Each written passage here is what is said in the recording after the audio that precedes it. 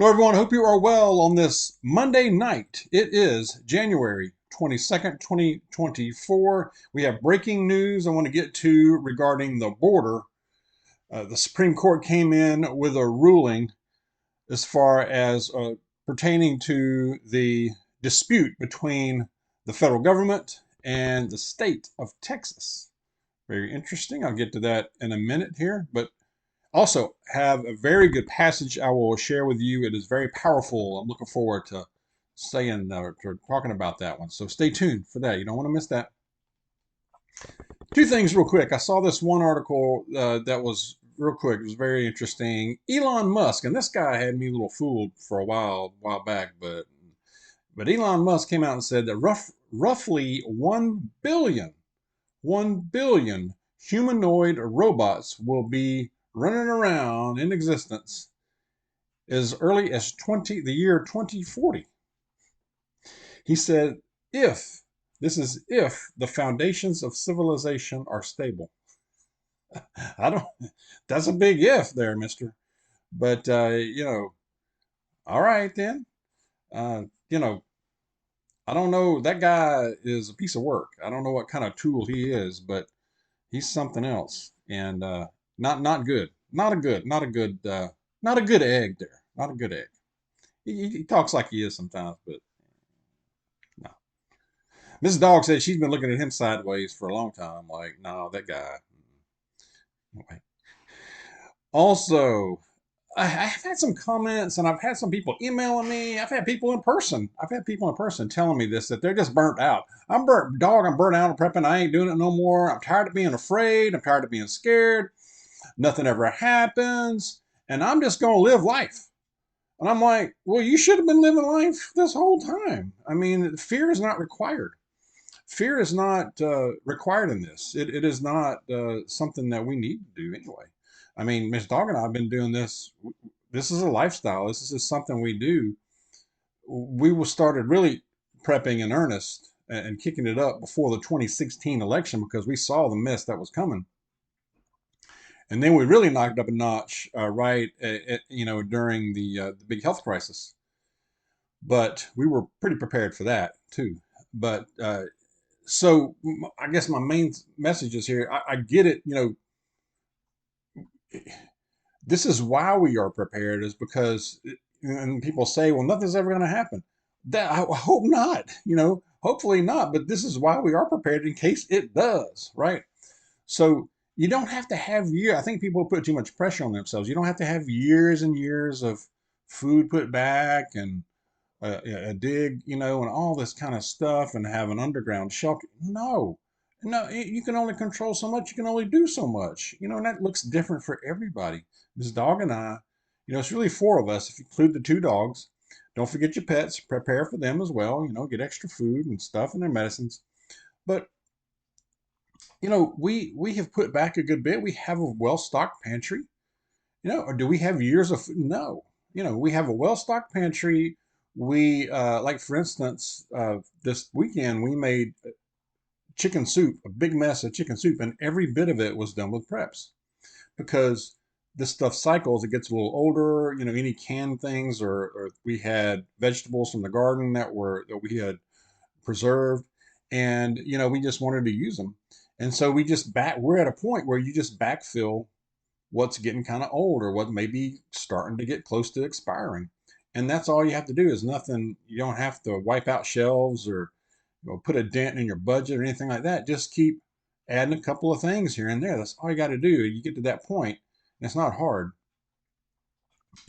That way you are prepared if something does happen. So I hope that makes sense. You know, uh, I think what they're really referring to is that the anxiety. I'm tired of having that anxiety of, okay, something's gonna happen this week, or don't put that on yourself. Don't do that. You know, um, just keep adding a little bit here and there. It doesn't break your budget. Like I said, I hope that's helpful. That's what we do here.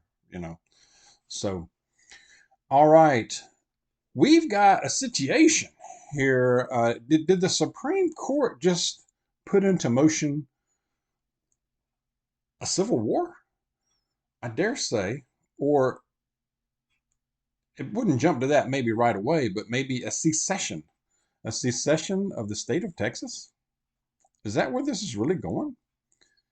It just might. So we've had a situation to where the Texas National Guard or State Guard, however you want to call it, had taken over Shelby Park, and they had put razor wire up and they put fencing up, and basically they had blocked out the federal border patrol from access to it. So it was where staging where a lot of illegal immigrants are coming through and all that. Well, the Biden administration has been fighting back on this and got the Supreme Court to do a ruling. And so the Supreme Court has ruled that, at least for now, the Federal Border Patrol has the permission, can start taking down that razor wire and fencing that the state Texas Guard has put up that is blocking them out. So we got an interesting situation to say the least. And this was a 5-4 vote of the Supreme Court. I'm going to read you a little bit more of it. Now, right before I came on, the Texas Attorney General, Paxton, he promises that this is it. I just saw this right before I started recording. He said the fight is not over. The Supreme Court, over the Supreme Court ruling, it says Texas Attorney General Ken Paxton on Monday promised that the fight is not over after the Supreme Court granted an emergency appeal by the Biden administration to allow Border Patrol agents to resume cutting razor wire set up by Texas at the border. Supreme Court temporary order allows Biden to continue his illegal effort to aid the foreign invasion of America. This is what Paxton's saying. The destruction of Texas's border barriers will not help enforce the law or keep American citizens safe. He's correct. This fight is not over, and I look forward to defending our state's sovereignty. He didn't elaborate on that, but that's an interesting statement. The court, now, this is important. The court ruled in a 5-4 decision. This came down today. 5-4 to allow the federal government to resume the removal of the fence installed by Texas along that southern border is near Eagle Pass while litigation continues. All right, get this. Chief Justice John Roberts and Justice Amy Coney Barrett joined 3 liberal justices in a 5-4 vote to allow this practice to resume. Justices Clarence Thomas, Samuel Alito, Neil Gorsuch, and Brett Kavanaugh would have denied the application to vacate injunction.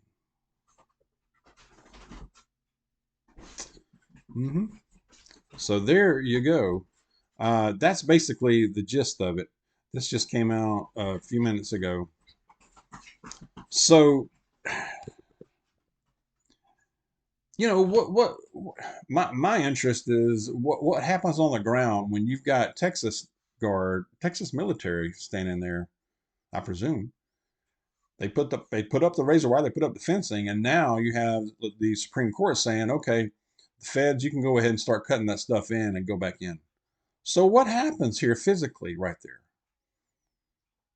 Will it be allowed on the ground? I know the Supreme Court, these old heads in there said up in Washington said you could do it, but will it be allowed to right there in real time? So it will be interesting to watch this. Now, it said ongoing litigation, but this doesn't look good. And, again, American citizens last. We're last. It's the destruction of the country. It really is. If something isn't done, and I don't, and I know average Joe, the average Jane, and all out there walking around with their cell phones have no.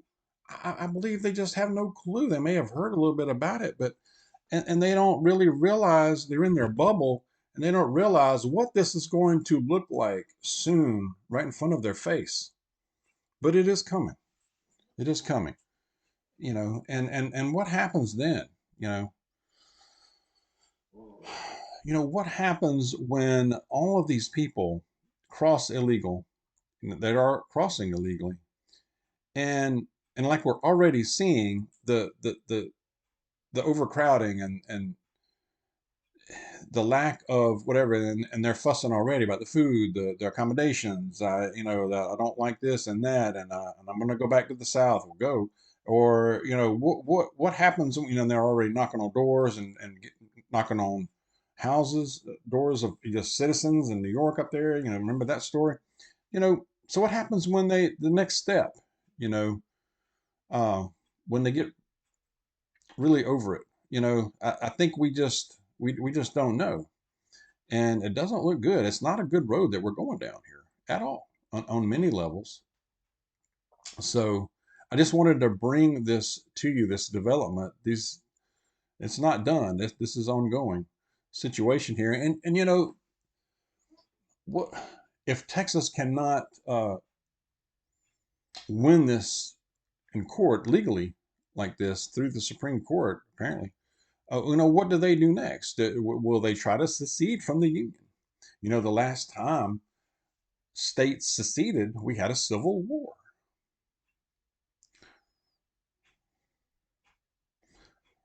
So, will the same thing happen this time? Maybe it needs to, but somebody's got to do something because it's, at some point you got to draw a line and say enough is enough. Like Captain Picard said against the Borg, we draw the line here. This far, no further. No further. We keep retreating and you keep coming. We keep doing this and giving concessions and you keep coming. We have to draw the line right here. This is where we make our stand. And it's got to be done. That's just my thoughts right now. I wanted to give you that update and my thoughts. Share your thoughts. I'm going to go to a passage because I'm getting all ranting here. So I gotta go in the Bible. All right. All right. This is from Jeremiah chapter 33, the first few verses. I'll just say that. Promise of restoration. While Jeremiah was still confined in the courtyard of the guard, the word of the Lord came to him a second time. This is what the Lord says.